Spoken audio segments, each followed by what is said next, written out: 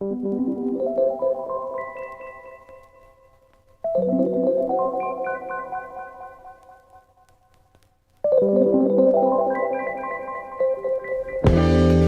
have been tough, no doubt about it. Tough on all of us. But you know what? So be it. Just 30 miles from Detroit stands a giant power station. The Workers Club. It ticks each night as the city sleeps. I love the name. Seconds from annihilation. But no one stopped to think about the people or how they would survive. And we almost lost Detroit.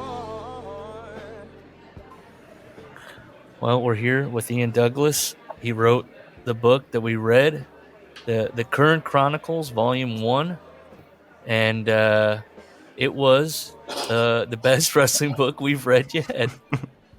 That just means you haven't read enough wrestling books. That's all that tells me. Also, I have not. Larry, you've read a lot. You've read a lot of. Not lately though. See, mine are mostly the early trend of them. I haven't kept up with the Tim Hornbakers and all those guys doing the history books. Not that this won't hold up still. Happy to offer some recommendations if you'd like a few. Sure. Okay. Sure. Hey, Gus. Hey, yeah. Gus is here. We've started. Well, we have some questions for you, and it probably won't be quite like the usual interviews, I'm guessing. Thank God. Those get bored. And then some lightning round questions. I know Larry's got a Michigan corner all staked out, but we're going to try to knock it out. Larry, what's your connection to Michigan? You're from Michigan? Because you're... No, I mean, I'm close. I'm a Cleveland guy. You're a Cleveland guy. Last 5-6 years, I love visiting Detroit. So we get there 5-6 times a year. You love visiting Detroit. Well, that makes one of us.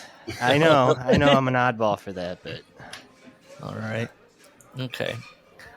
I'm curious, Ian, your resume, it's a good one. You seem to come across like a serious person, good-looking guy, educated guy, always hustling. I know you're self-deprecating and all you're by yourself. What professional wrestling? Why? Ian? What compelled you to commit a portion of your life to this? Well, first of all, if you give me an opportunity later, I would be happy to tear apart my resume. It would actually give me a great deal of joy. Pro wrestling, I just always enjoyed pro wrestling, and given the amount of time I wasted on it throughout my life, and people have asked, I was one of the guys who was at Michigan when I should have been studying, when I should have been doing my work. I was in the computer lab with Death Valley Driver video review pulled up and reading absolutely everything Phil and Dean and those guys were writing.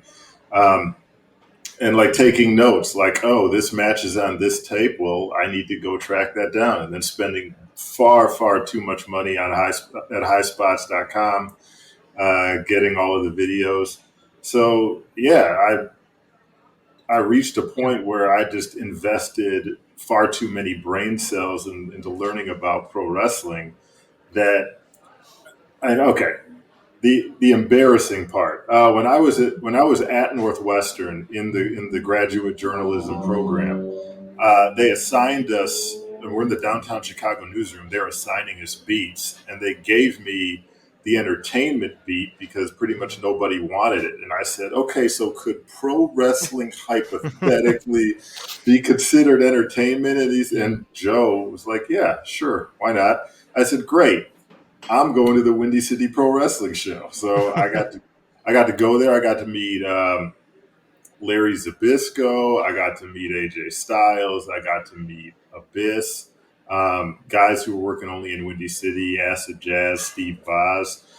when I got to anchor the Medill Reports special for my quarter, I tracked down Acid Jazz, who I'd met at the Windy City show because he was also a Chicago school teacher. I said, great, let me film you at work on the school grounds, and then let me go to a few shows and film you wrestling, and then I will talk about the whole Dr. Jekyll, Mr. Hyde aspect. So, yeah, I mean, wrestling was just saturated my life to such an extent there was no getting away from it. And does that answer your question? Like, I just invested far too much. You're slightly broken like us. Yeah, it's something about wrestling that you're slightly. Just I respect the efforts you've gone to justify your love for the sport and just the sickness that infects us all. well, then you get to the point where, this is not to sound pretentious at all. It may come across that way. No, it's not pretentious. You've earned it. Yeah, dude. If it does, that's fine. But you get to the point where you almost, not that you feel the need to legitimize your fandom in some way, but if there's a way to actually put yourself in the black with respect to pro wrestling. And as a result of writing these books, I got to write for The Ringer.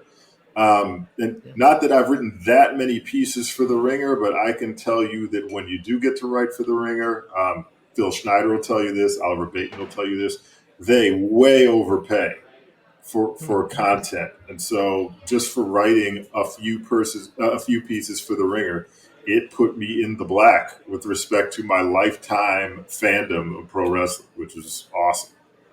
Well, I'll just do this question now then, because you've written for magazines, you've written for websites, you've got the books.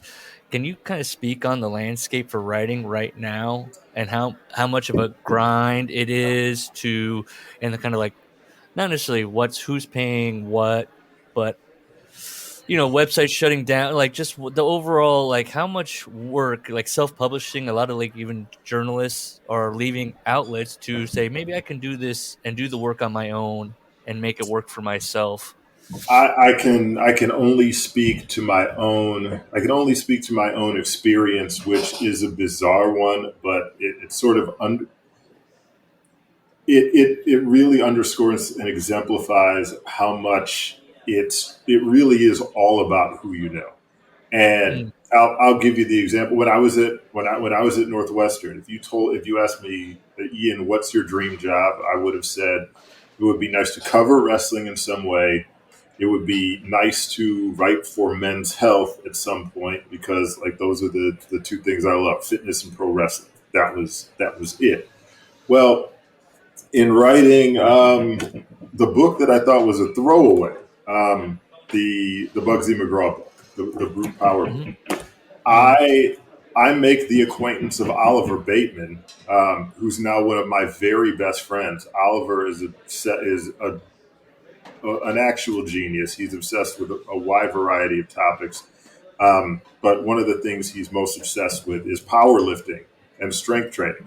So he's breaking down Bugsy McGraw's lifts from the book, and he's saying like this is entirely implausible that he was capable of doing this. And I mean, there's the part of you that wants to chime in and say, like, who were you to say that Bugsy couldn't have done this when he was in the Purdue weight room?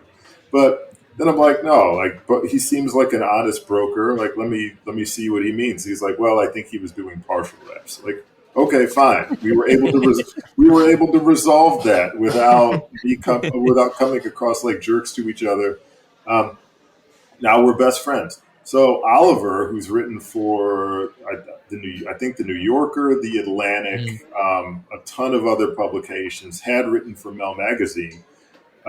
He enjoyed the book, and he knew that I was interested in fitness. He and I chat every single day. And when Josh Scholmeyer at Mel Magazine was looking for someone to take over the fitness beat, he asked Oliver, who do you know? And Oliver said, Ian. So he handed me over to Josh, and I think I wound up writing 465 pieces for Mel before Mel went out of business. While I was writing for Mel, Men's Health reached out to me and asked me if I would be interested in writing for them. That was probably on Oliver's recommendation as well, because Oliver had written for Men's Health. A little more time goes by when The Ringer, when I think it was when Inoki passed away, and Oliver said he didn't have the bandwidth or the breadth of knowledge to properly tackle Inoki, and he knew that I was Puroresu obsessed for a vast stretch of time. And he asked for my help, and The Ringer liked the piece, and Cal and Shoemaker reached out to me afterwards and said, "You're welcome to pitch whatever you want, whenever you want." And I said, "Fantastic." Nice. So, and then Cracked, when Mel Magazine went under and Josh was looking for other things to do, he got the job at Cracked Magazine. And when I noticed that, I said, "Hey, I've got a few ideas for pieces." He said, "Great, pitch me some." I pitched him some. He gave me an opportunity. So all of this comes from meeting people and who I knew. And also being what you're writing, people are reading. If you were writing something and nobody wanted to read, they'd go, "Nah, it's okay. Don't worry about it." Well, a few of the right people are reading it, and that can be more important than sheer volume. Why we liked this book, and I don't know if the other guys can speak up. I personally liked it. I'm very anti-hero worship. I think in just general, when we record, we kind of approach all these guys. We approach them more from the writer, like we're obsessed with writers that are like underground, or maybe just, if to write is to be vulnerable. If you're putting out your life story, and so a lot of wrestlers come across maybe a little bit goofy sometimes, but Steve is so affable and so honest about who he is and what his play and just what he was trying to, he's just trying to pay the bills, and he approached wrestling very much like how we just view wrestling, like, look, it's not real. It's it's good. There's a craft to it, but whereas, in Bret Hart's book, look, Bret's great and everything, but he's scratching his chin and going, something vaudevillian died that night, and he's watching spiders come down in Puerto Rico, and he's like, that's like us right now, fighting for our lives. Like, take it easy, buddy. It's all. What did you, when you're in those initial conversations with Steve, and just before even knowing, like, what was your impressions of Steve, and just what were you taking from that? Like, what did you learn about Steve that, I don't know, surprised you, whatever? First of all, Brett and I are cool. So Brett, if you're listening, don't misinterpret my laughter at the joke. Now, when I met Steve, I'm trying to think of who gave me his number, because I interviewed him for the Bahamas book, and that predates everything. I got started on that, I think, in 2017 or 2018. That was the first time I talked to Steve, and Steve was just very straightforward and direct about everything. The first time I met Steve in person, because I got to see him wrestle in the Bahamas in '89. Oh, wow. But wow. The first time I ever met Steve in person was at his house. I was staying at Brian Blair's house. I was working on Brian's book. Brian and I went out to go pick up we had just ordered a pizza. We were on our way out the door.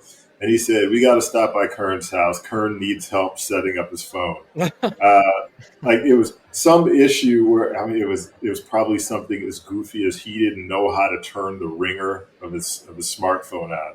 So Keirn let us in. He and Terry were in their pajamas. We walked right to the kitchen table. He handed me the phone. I'm tinkering with it. As I'm tinkering with it, a call comes through. It says Ted DiBiase. So, like, my inner Mark is freaking out, but I'm like, nope, just do your job, Ian. I get the ringer up. I hand the phone to him, and I said, you got a call from Ted DiBiase. I don't know if it's junior or senior. And he just chuckled and said, senior. And I said, okay. And then we walked into the middle of the living room, took a quick picture. I think it was in front of a Christmas tree, if I recall, and that was it. And I didn't think I was ever going to see Steve again. And then Brian's eldest son was unfortunately murdered before his book came out. I flew down to Florida for the funeral, sat behind Hogan. That was wild because, I mean, first of all, because it's Hogan, and second, because I walk in and, I mean, everybody's obviously quite distraught. I mean, I'm tearing up just going in there, being in the presence of that sorrow. I walk right up to Tony and Brian. Tony is Brian's wife. Tony gives me a hug. Brian gives me a hug, and then he immediately says, "Oh, hey, I wanted you to meet Terry."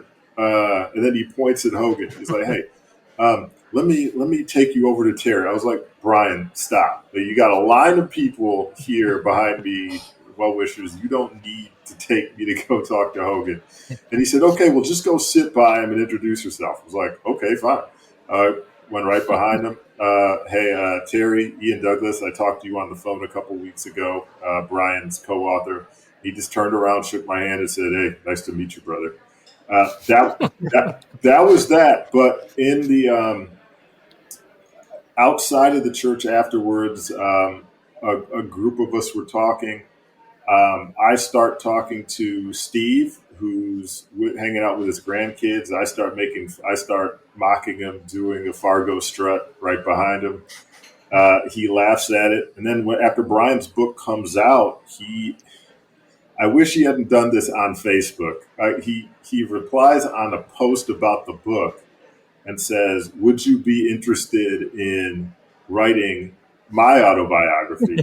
and immediately, is, you know how wrestling, not necessarily how wrestling fans can be, but how people who desperately want to be involved can be. Before I even respond, people are hopping in saying, "And I want to do the cover art for the book, and you want to make sure you put it out through my label." And okay, we'll take this private. But okay, long-winded way of answering your question. From the moment Steve and I first started talking, he said, "I want this to be an unvarnished, honest account of what it's like to be in the pro wrestling business." And from his perspective, that meant he was having to hustle constantly throughout his career. And then if you read Keirn Chronicles 2, you had his multiple, you don't have to, but I mean, spoilers, he had several periods of unemployment that were pretty devastating to his family. Wow. And so he said, he wanted wrestlers to read this and understand that whatever money you're making, it's not permanent and you need to plan for the future. So he wanted it to have all of the pimples and wrinkles and everything else ugly, all the warts. How did that feel when there was a moment in time there where, Dave Meltzer was on Observer Radio speculating, well, CM Punk is reading Steve Keirn's book, and that's why he wants to work with the Bucks so bad. He's posting about it, and that's why. Like, were you just kind of having a out of body, like, okay, now I might be influencing what's happening here, what's going on? I didn't hear that. I didn't hear that one. The one I remember is when CM Punk posted that he was reading the section about how Steve got into it with Coco, right, and how Jerry Lawler pulled him in and squashed it, and that's what a real boss would do. And that really stirred things up. And I texted Punk like right after that. I said, I said, you're such a genius. You should teach a course on guerrilla marketing because that was fantastic. I mean, that's when it came on my radar. I mean, Dave Meltzer wouldn't stop talking about this book because he's like, this book is really influencing Punk's thinking, right? Like I'm going, I got to read this book. I guess this is the book to read. That's Punk's like, this is how wrestling should be. This is it. I don't know how legitimate that was. Is when I sent that comment to him, like he sent me like the ha and the wink emoji.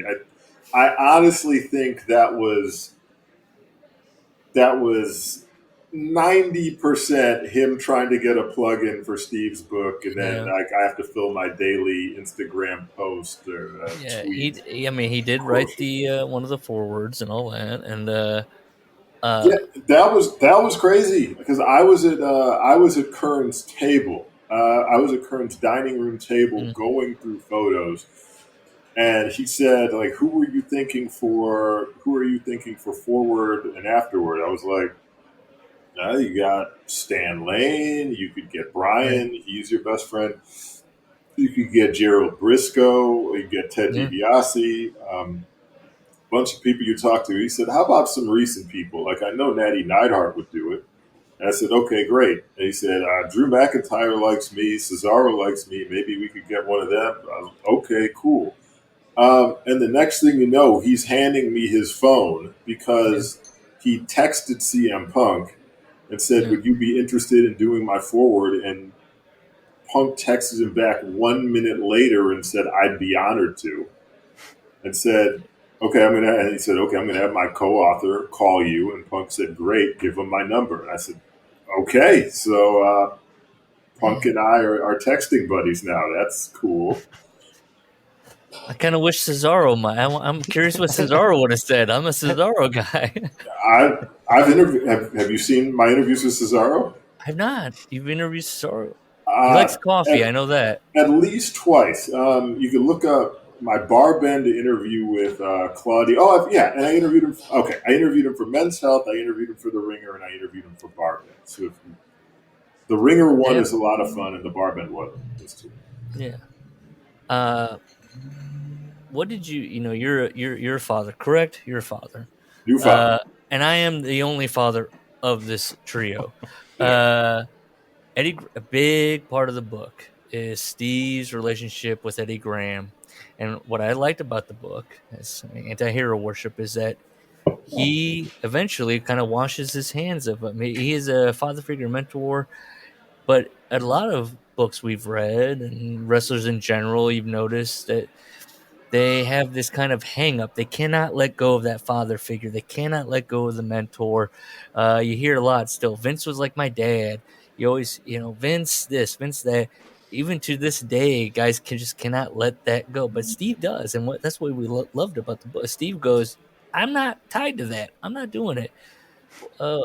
Does anything strike you and Steve and being a father, like, and just that general, just his personality to be like, no, I'm not going to cotton to that. Like, it's a bad, I'm moving on.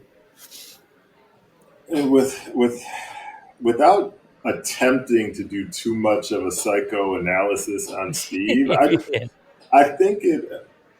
I mean, I just took it as the depth of the hurt. That if someone who you looked up to that degree, who you viewed as a father figure who could turn around and discard you so easily, that then just dispense with you so quickly, that I thought we were this close. I thought we had a relationship that superseded the wrestler promoter booker relationship, and to have you treating me like any other wrestler, maybe it wasn't treating him exactly like any other wrestler, because there's the Mike Graham, Steve Keirn nightclub, bar thing, which also sucked because Steve got screwed on that. The Mafia was involved in that, right? The Mafia was involved in that. Come on, yeah, sure. But yeah, if you have that degree of fondness for somebody, and then you perceive that they stabbed you in the back. I think it's very easy to do a 180 on them, and I don't think it's in Steve's personality to say, well, I'm going to do whatever I can to work my way back into your good graces and prove myself to you and reestablish the relationship. Steve's more inclined to say, screw you. I'm going to prove that I can do this without you, and I am never, ever coming back. To the extent that I think there's something in Steve's personality that caused him to take that approach to Eddie Graham, I think that's what it is. It's just the depth of the pain involved in that sort of a betrayal, the way he perceived it. Oh, man, I mean, because so many, we just read Brett still, I mean, he does have his little tell-off to Vince in his book, but then he works with them years later, you know. Mm-hmm. Something we talk a lot about in the books we read is the pacing of wrestling books. And sometimes it becomes, they're just recounting. They're like, and then I went to Biloxi. Then this town was next. Then here we go. And they're just, it's like a guy at the end of the bar. They're talking your ear off. You're like, I got it. Yep. Next thing.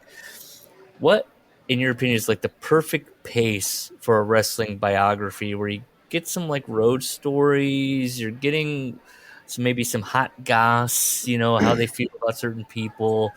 And are you like, as you're doing these interviews, you know, where they call you and you're doing the phone calls, are you like editing in your mind, or there's some push and pull with the guidance to try and get to, okay, that's actually the interesting thing that maybe should be hit on? You know, do you know when a guy is talking about like a car ride in Toledo, you're like, that's not making that's just, we're not going to write that in the book. It's not making the page. Oh man. So first of all, yes, there are times during the recordings for both books where Steve absolutely had me cracking up. I'm like, yes, this has to go in. Yeah. There are times, not so much during the recording of Steve's interviews, but working with other people where, have you guys seen Wolf of Wall Street? Mm-hmm. Yes. Okay. I saw Wolf of Wall Street with my dad. I did not know what I was getting into when we were entering the theater. And it was one of those cases where I was like, you know, you could have gone a couple different ways with this. If you swapped out the right 30 minutes, this could have been like Godfather level serious. And if you swapped it out a different way, it could have essentially been porn. And that's the way I approach wrestler interviews, because I'm putting myself in the shoes of the person who's reading the book. And if someone wants to tell ring rat stories, I mean, I do think it's a little weird if I'm working with somebody who's 60, 70 years old and they're obsessing over the woman they met in Memphis in 1973. We haven't read any books like that at all.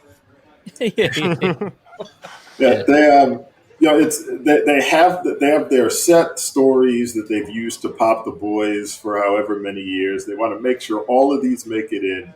I'm like, you are not filling the book with 15 ring rat stories. Like, you get one, maybe two, and there has to be something really special about them aside from she was really hot and I had sex with her. Yeah. Like, that's really not all that interesting, especially if I wasn't there. I'm in my mind, I'm saying, okay, we have a certain number of those you get, and that's it. But otherwise, I want stuff that moves things along. If there are critical title changes, I want to know what you were thinking when that happened. If there were major life milestones that occurred, yes, that absolutely has to go in there. But otherwise, I really dislike wrestling books that obsess about, you know, I had this match and this match and this match and this match. Right. Not every one of your matches was that important. And I mean, when we're talking about in Steve's case, we're talking about the Moondogs, and we're talking about the Sheep Herders. Give me your one or two bloodiest matches. Tell me about when you almost lost your life. Yeah. Explain to me what it felt like to be involved in it, but we don't need to go through 10 different sheep herders matches for people to get the gist of it, and then let's move on. I'd like that. I do appreciate too that you seem to kind of go against the trope of the wrestling book where it assumes the reader has no familiarity with professional wrestling. And yes, it's just nice being able to get kind of right into the meat and the bones of it rather than I try, honestly, Gus, I try to include a little bit of that because it might throw a little something in there where, and it's legitimate. It's not like I'm putting words in Eddie Graham's mouth, like bump. What's a bump? Exactly. Well, a bump is yeah. Or selling. Like, let's tell the actual story of when Steve learned what selling was from Eddie Graham, and so we get the concept over, but we sneak it in there in the way where Steve actually learned about it, and it's in an entertaining fashion. He's not sitting there lecturing everybody reading the book. Like, we talked about it. Mick Foley didn't even go into about blading for the first time, and that's blood is such an important part to Mick Foley. Not a crazy important part, but for Steve to go into like the blading, and he's like, "This is the first time I bladed." Mick Foley just kind of is just hey. Now, granted, we addressed in that book, he's right. He's working for the company at that time. He's addressing certain things but Steve, I mean, that's one of the best parts of the book is Steve, walking around. We did this. We bladed. It's so fun. Going to the bone for the business. Love it. Yeah. Well, he said that needed to go in there, but he said, "Oh, I got the best first blading story," which isn't true. The best first blade job story is actually Brian Blair's. We haven't read it yet. Have you read it, Larry? No. Okay. Oh, I'll tell you. Sure. Let's do it. They set him up because they said, "Oh, before you have your first match, you have to learn how to get color." And the Briscoes were there. I think Morocco was there. A bunch of other guys are in the sporting store. I think Orndorff might have been there too. He's working with Hiro Matsuda, and they said, "Okay, Matsuda's going to shoot you outside, and you got to get color, and or you're not going to graduate. You're going to flunk, and you're never going to be able to wrestle." So, like they show him how to cut the blade, like put it in your mouth. Don't worry, just don't swallow it, and you won't die, like that sort of thing. He's having the match with Matsuda. Matsuda shoots him to the outside. He scratches himself a couple times. And no blood's coming out, so he's like, "Oh no, I don't want to fail. I want to be a wrestler so bad." So he just gigs so hard, and it just shoots out all over. And then he rolls back into the ring, and all of the guys start laughing, because they're like, They said you were going to wrestle no matter what. We just wanted to see if you would do it. So yeah. All right. I have one more. Yeah. I have one more kind of like serious question, and then we're going to get into the not so serious questions. Are you ready for this last one? So Absolutely. You have a journalism. You got the prerequisite. You educated journalism. You've got it all. I would say, right? You have degree, correct? Yeah. Journalism. Yeah. Over the last, I'd say, I don't know, year and a half, with the Vince story coming out and all that with journal, and the press conferences now that the two major promotions do, it's been called into question. What's the obligation of a pro wrestling news outlet? What do they got to cover? What do they got to dig up? What's appropriate to ask at the press conferences? Where do you stand on that as somebody with the bona fides? Cheese board. Yeah, would you accept a cheese board from the WWE? Would you, do you think it's on? Yeah, what level of responsibility does a Dave Meltzer have? And we love Dave Meltzer. To Yeah, to break, like, he got some heat for like, why aren't you breaking this? Why is the Wall Street Journal breaking this? Where do you stand on that? And like, what on the The relationship should it be covered as seriously as it should be? Do you think so?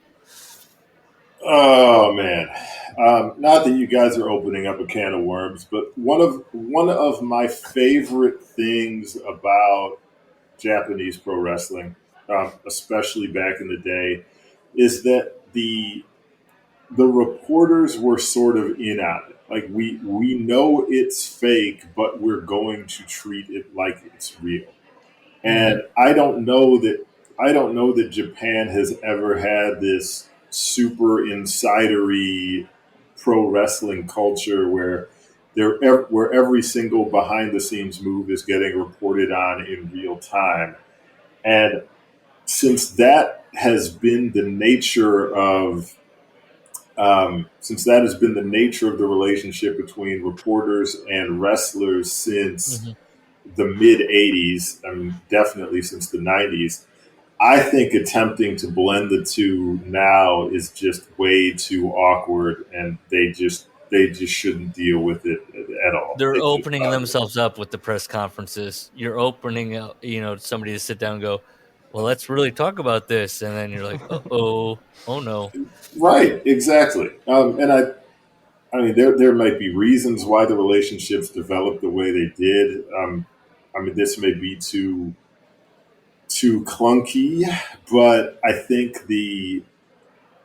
in the U.S. pro wrestling developed more bottom up, where in Japan it was more top down. Like in Japan, it's introduced by Rikidozen as as a spectacle that's supposed to take place in the top arenas, and folks are showing up in suits, and the glitterati are showing up, and it's this highfalutin event. Whereas in the U.S., it was in VFW halls and everything else, and it kind of grew up out of that.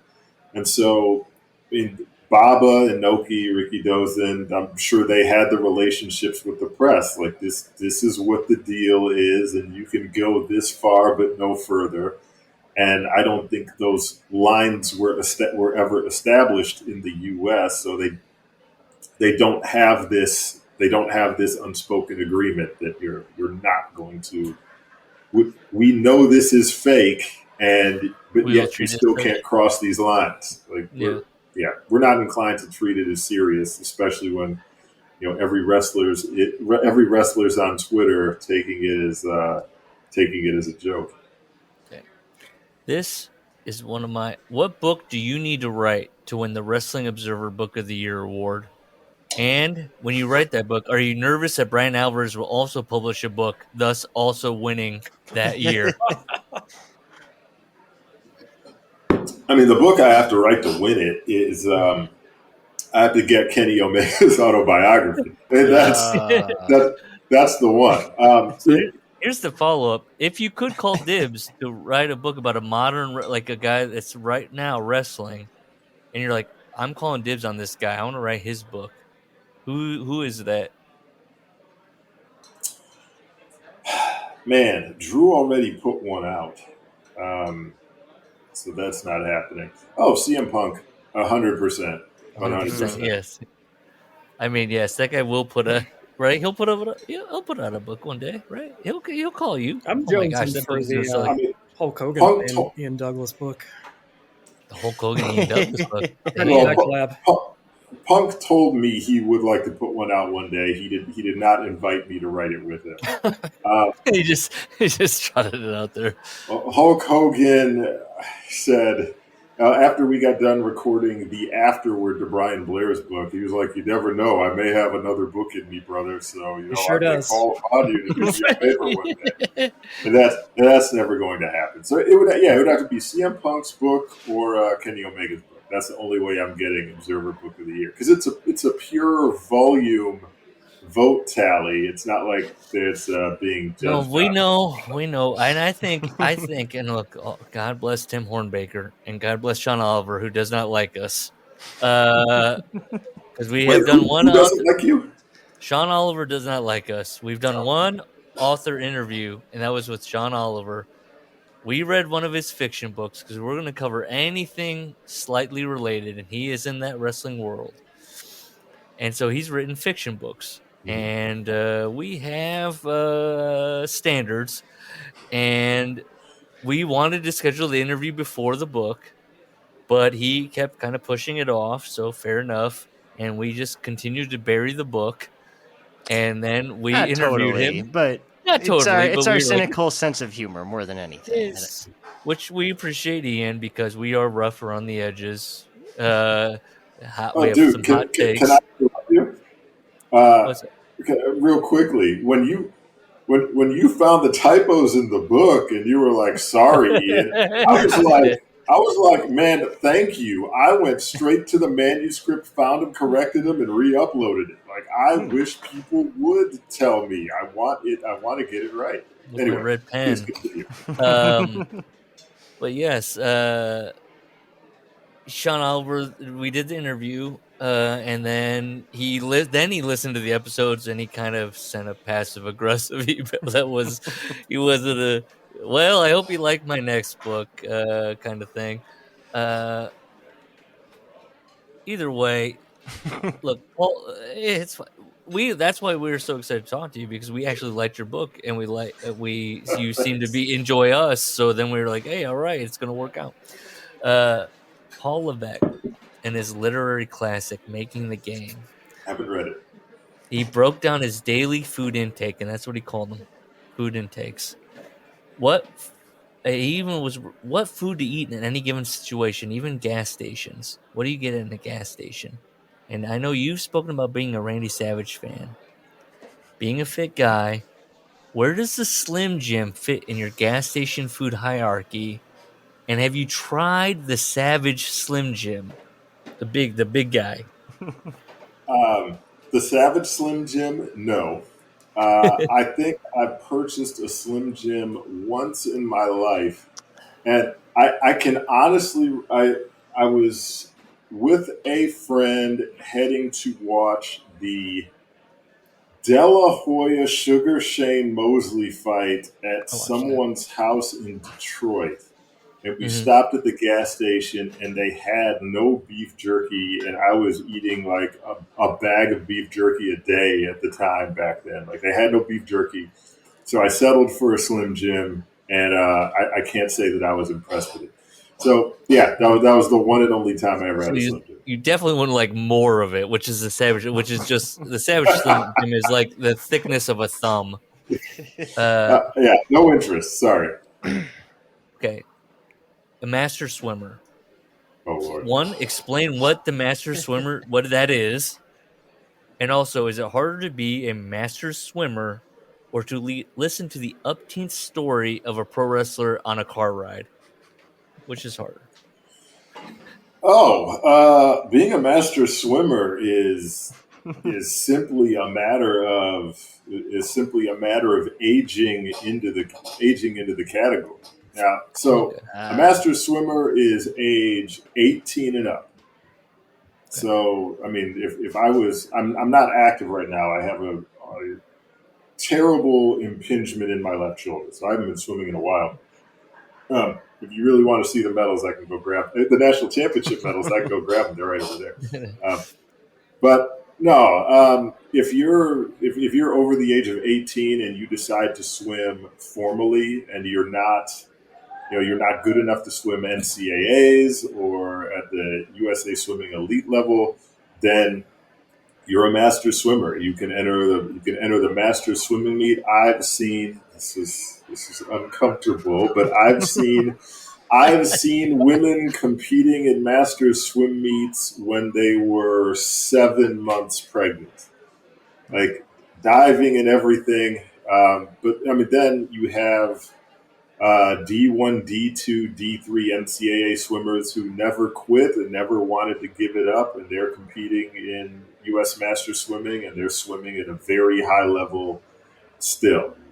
So is it difficult to be a master swimmer? You guys can go to the U.S. Master Swimming website right now and sign up, and you could show up at a meet this weekend, and congratulations, you're a master swimmer. Now, I don't know. Now, if you want to be in the top 50 of your age group in any event, that's going to be something else entirely. That's going to take some work. So you're saying you would rather listen to somebody being like, I was on this car ride. Oh, no, I'd rather be a master swimmer is the point, because it takes no effort whatsoever to technically be a master swimmer. I don't know. I feel like, man, getting in that pool, swimming, I'm over it. I might listen to pro wrestling, yeah. Well, look, man, before I was a father and I had infinite time, full weightlifting workout, get in the pool for the final 15 to 20 and just do some sprints is the easiest thing in the world. No coach yelling at me. It was great. Now, I've talked about this in the Sean Oliver. The writing I find is very solitary, and I have a busy life, work, being a dad. Where do you find? Do you just regiment that out? Like, are you just like, this is my writing time? This is how does that work for you exactly? The time, the balance of everything. Oh boy, a lot different now that I'm a father, but I've figured it out, and it's. Man, I'm going to sound like I'm the smug, arrogant guy, but really, it's just out of necessity. I've forced myself to become very disciplined. If it's between like 9 and 10 p.m. every night, if I've already been to the gym that day and the kid goes down to sleep, then between 9 and 10, I'm either doing research or I'm doing the writing for the next book.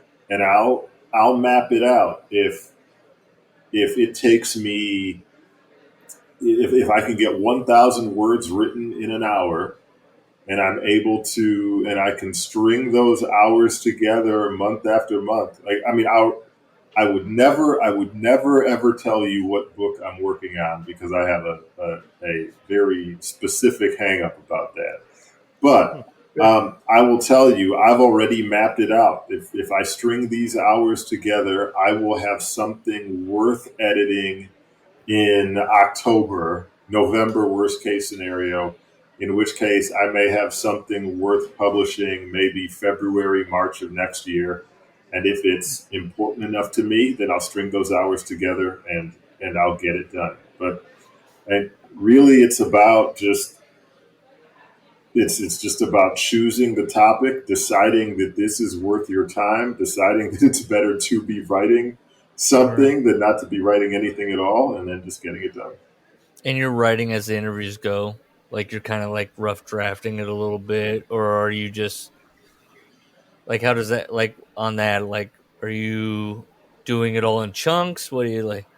Okay, sorry. Well, okay. What I just outlined for you guys was me working on a historical work on my own without the input of the rest. Fair. Yes, fair. Okay. If I'm working with, I'll name somebody who would never let me write a book with them. So Natty Neidhart. And Natty and I are cool, but there's no way in hell she would let me write a book with her. So if Natty calls me and Natty and I talk for an hour, that's going to net somewhere between 4,000 and 6,000 words. Like I've figured that out. I have enough experience now where I figured that out. That's going to be 4,000 to 6,000 words. So you figure you string together 20 conversations. You've got about 120,000 words, 30,000 words with photos. That's you about 100 pages. So you get 120,000 words. You got a 400-page book. So how do we do it? We plan to talk every Tuesday from 8 to 9 p.m. for months. And if I have some time on the weekend, I work through the transcription to make sure everything is ironed out. And then I'm going to go through line by line. And I'll give you an example from Steve's, because in a lot of ways, Steve's is a disaster. before everything gets ironed out. Steve is a disaster because I'll say, okay, we're at the point where you're up in New York. Do you want to pick it up from, where you were told you were in the jabroni match upside down by Dusty Rhodes? You want to take it from there? Well, actually, I just remembered this thing that happened, and I want to get into it. And it could be something that I know isn't going to go into book one. It's going to go in book two. And he may spend, okay, fine. I don't want to interfere with whatever your thought process is. This will be valuable later on. So he'll spend 30 minutes on that, and then we'll pick it up with Jabroni Match Upside Down midway through the conversation. And once everything is transcribed, I'm color coding the text by era. So I know, okay, if it's color coded in green, alligator green, this is Skinner era. That's honest. I put it in color coded. I put it in green for Skinner. If this is Doink, it's going in clown nose red. If this is NXT or FCW, but in my head I'm thinking it's NXT, it's going in NXT gold. And then I just start cutting and pasting all of that stuff into its own file. And then I'm saying, okay, here we are in Memphis, mid-1980s. I'm going to edit all the Memphis stuff today and get it oriented. And then here he is in PWF, like his Pro Wrestling Federation in Florida in 1988, 89, 90.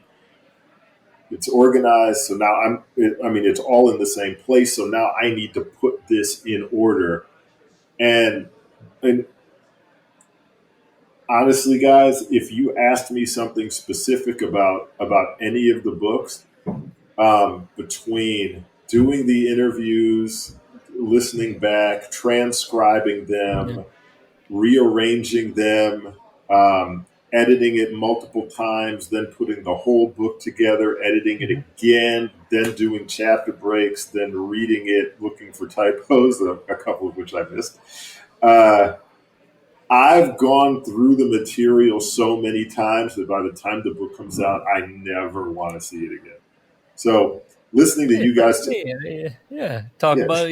I eject everything out of my brain. So listening to you guys talking about it, I was like, oh yeah, that was in there, because I'd completely forgotten what I'd written in some cases. Nice. Are you ready for the Laird? You have any Michigan questions? Well, no. Here's the thing: is I'm an idiot for thinking this. All my questions are pizza related, and I'm talking to an athlete and a men's fitness guy. No, he eats pizza. Come on. Is this a Detroit style pizza question? Well, I was going to say that too. Is Kevin Nash right? Is Detroit style pizza not a square? Detroit style pizza. This is important. It is a square. So he's wrong. If you like any of the Detroit pizza chains, when you think of Detroit pizza chains, you think of Papa Romano's, which sucks. You think of Jets Pizza, which is it's the most tolerable delivery Detroit pizza, and then you have Buddy's, and then you have Shields, and Buddy's and Shields are great. I washed dishes at a Shields Pizza when I was 19 years old. I tried waiting tables for a week. I was terrible. I crashed and burned. It was really embarrassing. Like they had to pull me because I was overwhelmed, and I was like, yes, I'm going to go back to washing dishes. But yes, Buddy's square, Shields square. Those define Detroit pizza. You have fake Detroit pizzas like Pizzapopolis, and I actually had the father of an ex-girlfriend say it best when he said, "Pizzapopolis claims to be Detroit pizza. It is not. When you want a Detroit pizza, there's a certain something that you're expecting, and Pizzapopolis does not deliver it. It's round. It's got all of these gigantic toppings mushed in there. To me, it was disgusting. And no, Kevin Nash is just wrong on this. Yeah. That's the right answer. Kevin Nash. Ian Douglas just said it. Okay, so here we go. Ready, lightning round. Outside of your own books, what's a wrestling book you'd recommend to somebody, fan or not? Like you'd say, read this book, it's good. Shamrock by John Snowden. This is a Larry one, clearly. 97 Wolverines or 22 Wolverines? 23. 23, I'm sorry. 22 Wolverines. Well, sorry, 97. I wrote that in there wrong. 23. 97, I have a soft spot for because I was a freshman at Michigan at the time. But having said that, 2023, 2024 Wolverines, I got to take them. The other one was a split championship that we got screwed out of. I can explain why we were screwed out of it if you need me to, but if you don't want it in that much detail. You're taking Michigan over Nebraska you got the that heart year? Out. See, that's the thing. It's not about Michigan versus Nebraska. So if you'll recall, Michigan obliterates Penn State and Happy Valley earlier in the day. I think Michigan was ranked number 5. I think Michigan was ranked number 5. Nebraska plays, I think Missouri was unranked at Missouri. Scott Frost, and they're down. In overtime, Missouri's already scored. Nebraska needs the touchdown. Nebraska needs the touchdown to tie. Yeah. Scott Frost throws the ball. Nebraska receivers falling down, kicks it up into the air, and it's caught in the back of the end zone by one of the Nebraska players. They play on. Nebraska wins. After the game, Nebraska player who kicks the ball admits that he did it on purpose. So you kick the ball on purpose. It's a 15-yard penalty. So Nebraska would then have had a 4th and 25 that they needed to tie. And so the reason Nebraska got dropped in the polls is because the pollsters treated it like a loss. And they treated it like a loss for the remainder of the season up until Nebraska beat Tennessee. And then they awarded Osborne with a retirement gift, the coach's gift. So I love these hot takes. So without that context, everyone just says, "Oh, Michigan, Nebraska. We think Nebraska would have won." But everyone who was there is like, "No, Nebraska was a one-loss team. It just didn't show up on their record." I love it. Yeah, but Tom Osborne, what a great guy. And also, Michigan would have won. Okay, what would be your last meal? Shields Pizza. Shields Pizza. Okay, boom. What's your favorite genre when you're leisure reading? Just you want to crack into something. Could be anything.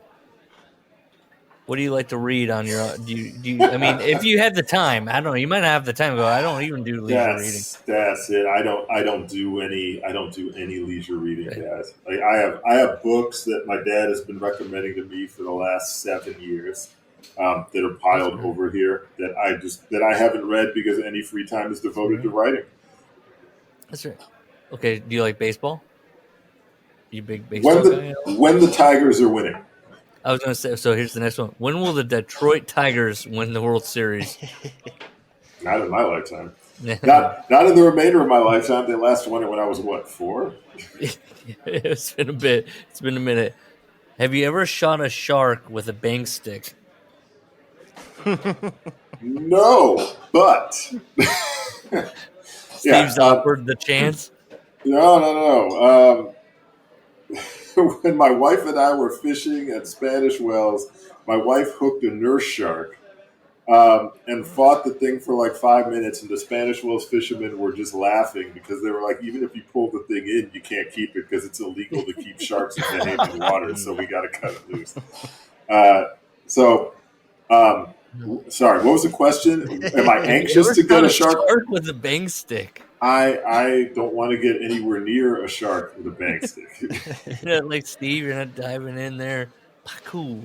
I mean, if anything, I'd probably pop myself with a bang stick, or worse, I'd accidentally hit my wife, and I don't want to have to answer for that. I don't want to have to answer for that. Okay, now rank the following professional basketball players by their professional wrestling skills: Dennis Rodman, Karl Malone, Shaquille O'Neal. No Bill Laimbeer? Did he wrestle? Did Bill Laimbeer wrestle? Oh, you want people who actually wrestle? You got to rank these guys. Yeah, you got to rank Dennis Rodman, Karl Malone, and Shaquille by their wrestling ability. Rodman, Malone, Shaq. Shaq? In the AEW match. Shaq, Malone, Rodman. That's 1, 2, and 3. Shaq had the great. I mean, that match could have gone off the rails. That was a good match with Jade Cargill. Yeah, and then he disappeared like he was like spooky lore. Yeah, I'm going Shaq number 1. Wow. And also he's just. It really puts over his size when you see him standing next to the Big Show, and Shaq is bigger and taller than the Big Show is. So, I mean, just off of how impressive he looks, I got to go with Shaq number 1. What's a movie you always tell people you end up saying, you got to see this movie? Like, that's your recommend. That's one of your faves. You got to check this movie out. High Fidelity. Oh, High Fidelity. Who would you cast if they made a DC movie about Icon? Oh man, if they made a DC movie about Icon, Idris Elba. Ooh, because Icon, the whole deal is he's this mature. He's buff, but he's mature. He's conservative. He's been around since the mid 1800s in the U.S. So it's got to be someone with some age and maturity to him. Idris Elba also has the complexion. He has the acting chops to pull off anything. So I'm going Idris Elba. Okay, now are you impressed that I knew who Icon was? No, because I do my research, and then I was like, "Is he a low key comic book guy?" So I could maybe a little sub question of that is: did you look up my Mel magazine piece on comics? Correct. Yeah. Yes. You should look up the Mel. You should look up the Mel magazine interview. I interviewed Marvel's editor-in-chief. Yes, I wrote later. I was like, I think Ian's the low key comic book guy. Not low key. Not big. So DC or Marvel? Which are you? You gotta pick. I've got to pick. I grew up on Marvel, so that's easy. It's just make mine Marvel. But the older I got, the more annoyed I get. Where you have the X-Men populating the same universe as everyone else. The common folks can't tell the difference between who's a mutant and who isn't. But there's all this hero worship for the Fantastic Four and everyone else, and then the mutants get all the hate. That's weird that's in the same universe. Also, the way all of the X-Men characters became OP in the 1990s because you're D.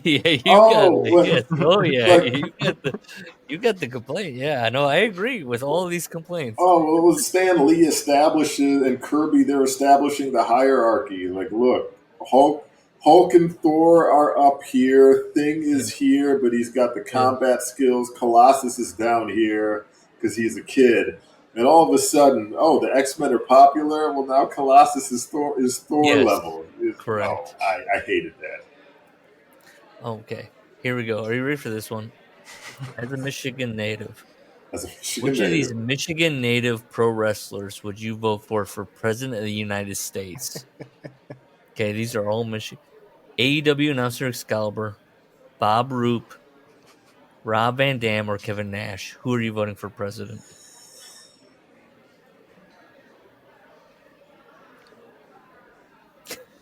Wow. I'm going with Roop. You're voting Bob Roop. Wow. I'm voting Bob Roop.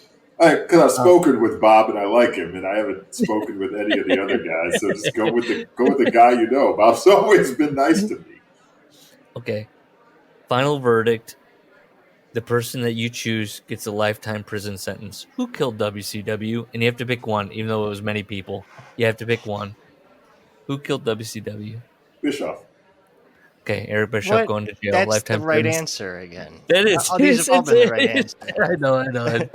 Okay. And then the final question before we go. Will you help us make a Dave Meltzer documentary? We couldn't shut the fuck up about it during our Steve Keirn. Would you help us make this? I mean, it needs to be done. It needs to be done. Yeah, sure. Will you help us make it? Okay, yeah, no problem. Sure. I love Dave. Dave doesn't get enough credit for what he does. I'm an unabashed Meltzer fan. The problem is, I'm going to sound like I'm lecturing, but honestly, people have no respect for what it took to make the Observer what it was when there was no internet. And so when you can like microwave a platform for yourself now and have a few hot takes and you start to develop a following, you turn around and say, well, who is this guy? Well, where did he come from and why do people care about his opinions so much? Well, you don't have to care about his opinions if you don't want to, but he had to work so hard for so long to get into the position that he's occupied for 4 decades at this point. So, yeah, I mean, anyone who has an issue with Meltzer occupying the space he's in, as far as I'm concerned, they're just they're uneducated and they lack respect for the effort. I might have a slight follow up. Are you like me? You wish you would not argue with people that have 0 followers. Just like stop talking to those people that are bothering him. Just a little bit. That's all I can say. Do I wish he wouldn't argue with them? Yeah. Yes, but there's no one with a gun to his head forcing him to do it. I think that part of me thinks he enjoys the engagement. I think he does. If he disliked it that much, he wouldn't do it, right? So we got to be the guys that pull the phone away from him or whatever he's on the desktop, but pull him away from the desktop. Ian, thank you so much for your time. Oh, it was fantastic. Thank you so much for listening. And I feel bad because we were so rough around the edges on our takes, and I'm so uneducated on territory wrestling, and I mispronounce words, which one person wanted me to talk about, like, hey, talk to him about how you mispronounce all the words. Outlier? Steve Keirn. Don't worry about it. Yep. Look, I appreciate you guys for buying the book. I appreciate you guys for reading the book, because I guarantee you everyone who purchased the book at the behest of CM Punk didn't read it. So it was the popular thing to do for 3 days was to buy Keirn's book. Not everyone read it. So thanks for buying it. Thank you for reading it. Thank you for talking about it in depth. I appreciate you guys. You can mispronounce as many words as you want. I appreciate the support. Yeah, there you go. I got the end stamp of approval. Man, we will read the next. We will read probably all of them. I mean, my wife recently was like, "How many wrestling books are there?" And I was like, "So many." And she's like, "Bullshit." And then she said, "Then my wife said, what about the guy that was like the cop?" And she's talking about the Big Boss Man. And then she managed to pick the one guy that doesn't have a book. And I went, "You're right, he doesn't have a book." She was like, "There you go. There's not so many books. You can't talk about books. Can't talk." I was like, "No. There are so many." Man, it's on what, 2-3 wrestling books being put out every month. I mean, not everyone is competing against you, though. I mean, I view it as if I put out a Brian Blair autobiography, Brian Blair isn't putting out a different autobiography with another guy next year. So I've got the market cornered on that topic, and if somebody wants to come out with the 18th book on Ric Flair or the 4th book on the NWO or whatever else, like that's fine. I'd rather slip my wrist than have to have the write the fourth book on why WCW failed. And I was just gonna say that.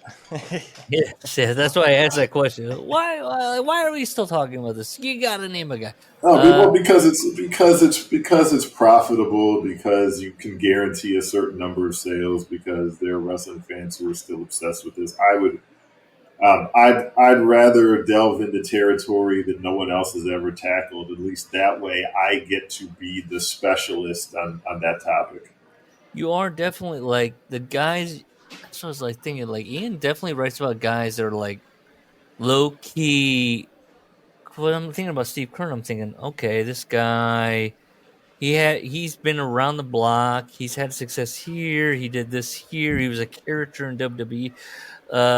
You are covering guys that you wouldn't think initially, oh, that guy has stories. And then gosh, when you're thinking about like other wrestling books, I don't like, yeah, like you, even the Hornswoggle, like that, like who would think, oh, Hornswoggle's got something to say?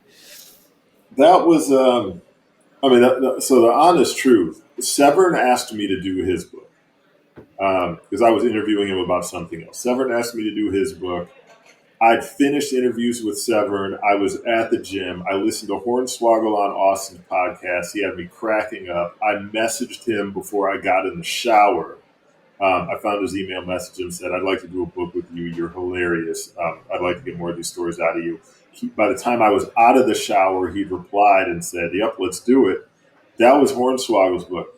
Like everything else, Kenny Casanova had so many books on his plate that when Bugsy asked him, could you do a book with me? He said, nope, can't do it. Ian, do you want it? And I said, sure.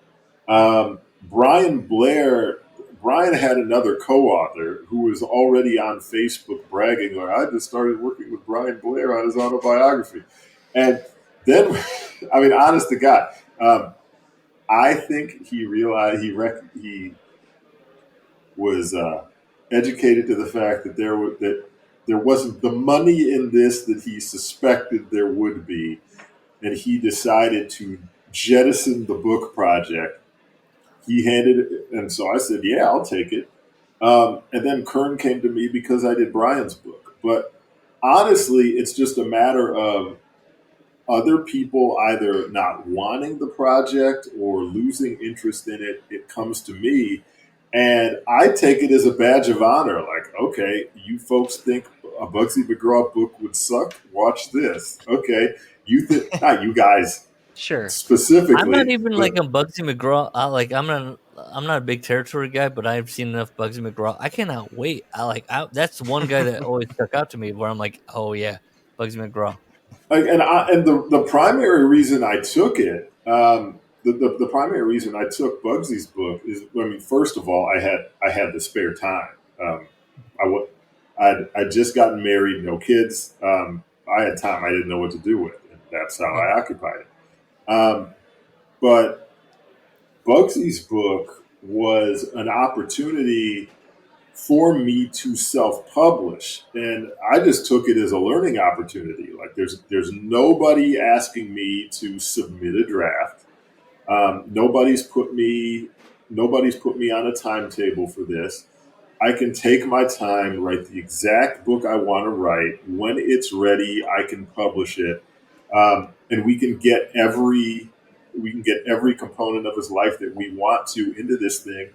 I can learn how to format. I can learn how to format chapters. I can learn how to edit and format photos and lay them in a book. So all of these things that a publisher will nickel and dime you on, and so that when you release through them, they give you the advance, and then okay, once you recoup the advance, here's $1 for every book you sell beyond that.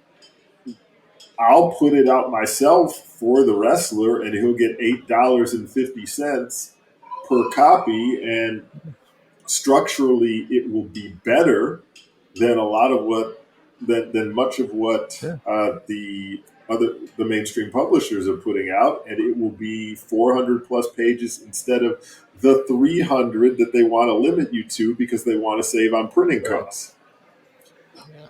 Nice. Well, shit. I mean, wrap it up, Wilson. We got a heart out. We do. Yeah. I mean, goddamn, Ian's like a gentleman. He's like just such a. I mean, yeah. We Ian's like our top guy right now. I mean, I don't tell my wife that. So Bret Hart, Ian's better. Mick Foley, Ian's better. Nope. Larry Nelson. That's. I mean, come on, you got to be better than Larry Nelson. No, that guy was like.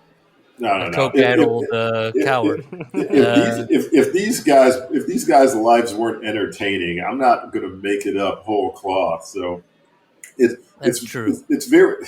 My job is just to frame it properly and get out of the way, and help them get out of their own way, and not include things that are going to get them in trouble, or devalue get them in trouble. Yeah, I like that. I like that because in Brett's book, it's like, I think you're in trouble, my man. I think you might be in trouble, my man. I mean, if you're married, if you're married with kids and grandkids, how many groupie stories are you really comfortable telling? Do you really want your relationships forever affected in a negative way because you really had to tell the story? A quote from a wrestler I won't name about the lady in Kentucky whose behind was so big you could have put an egg on top of it and it wouldn't have rolled off. Was that detail that important that it had to be in there? I don't think your wife wants to read that. Yes, yeah. Well, that wasn't Steve, because we know he's a. You don't know that wasn't Steve. Let's say it just was Hornswoggle. Let's just say that. Man, Ian. Yeah, we love Ian. This is a pro Ian podcast. I mean, Ian, do you have anything like? We'll read the rest of the Keirn Chronicles. I want to do Al Snow's book now. You know the author of the Al Snow, correct? The Ross. Ross. Yes, yeah, I love Ross. Yeah. Now, to be fair, we're going to go into this on what does he have to say about the business. What is Al Snow? We're going to also watch the Netflix series and talk about that as we go through it. They cut my buddy out of the Netflix series, which was really Who's sad. Your buddy?